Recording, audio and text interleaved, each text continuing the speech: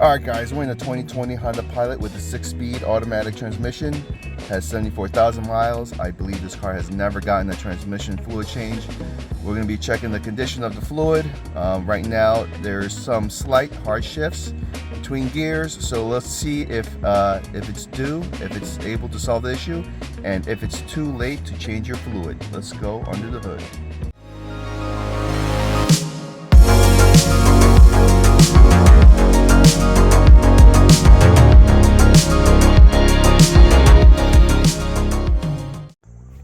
Alright, so today I'm going to be using genuine ATF DW1. Got this box on Amazon from a Honda dealership.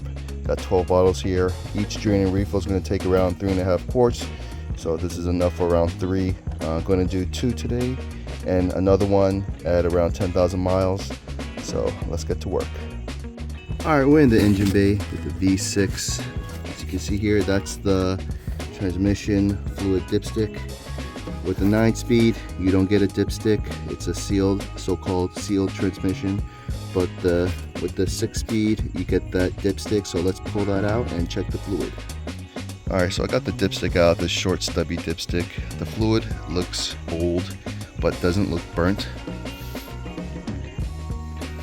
It doesn't smell too burnt, slightly burnt, but I believe it's definitely due for an oil change. So let's get the fluid drained from the bottom and let me show you where. So you'll want to put this dipstick back in.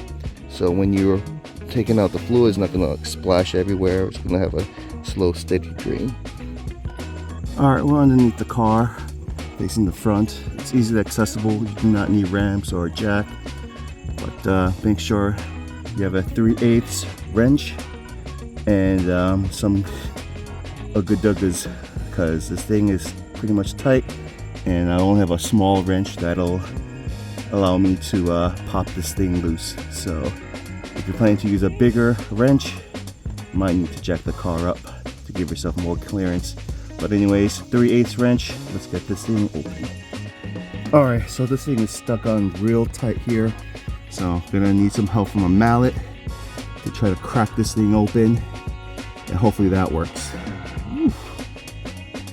Alright, mallet didn't work, so I got good old Betty over here and enough clearance to see if I can crack this thing loose.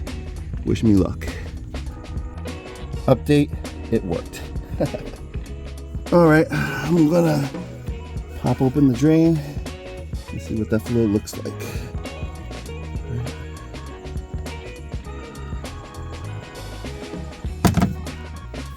Oh, it's still red, so that's a good sign that the fluid is not too burnt. Get myself cleaned up and let this thing drain.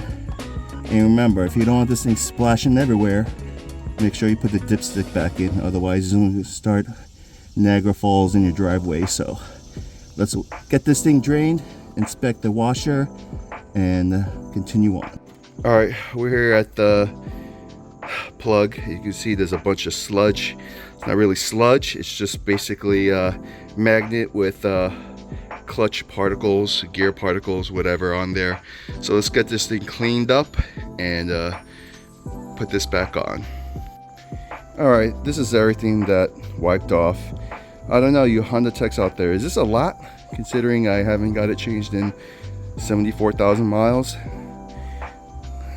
Looks quite a bit a lot. I mean, this should have been done at 40,000 miles, but I guess this is you know, double that of regular maintenance, so seems like it's a lot.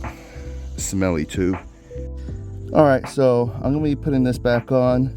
I'm gonna be reusing the crush washer since I'm doing a drain and refill. I'm gonna refill the fluid, start the car up, roll through the gears, maybe drive around a little bit, and do this process again. So not trying to waste 10 bucks on a new crush washer just to be replaced again. So all right, we're gonna start filling up the transmission fluid, but I just want to show off this neat little funnel that I got. Long reach, adjustable, you can change it to any position. Really nice, all metal, made by Billet Tools.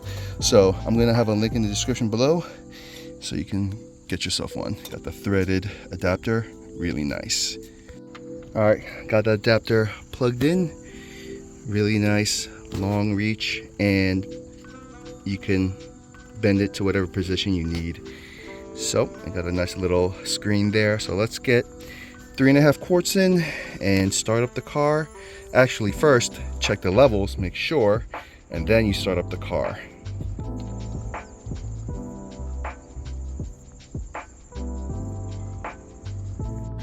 All right, we're in the car, and then the warnings have everything open. So far, everything seems to be quiet. Let's roll through those gears. Reverse. Car jerked a little bit, not too crazy. Let's leave it there for around 15 seconds. I'm gonna speed this up, so, yep.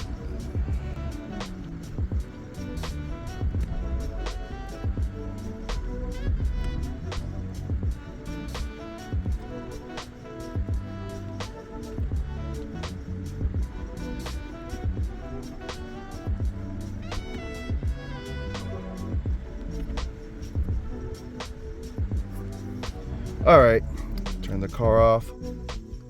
Let the car cool down for around 15 minutes or so and get that fluid drain and repeat the process.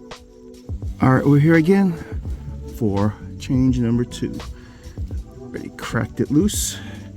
Let's get this thing open. And let's also find a new crush washer.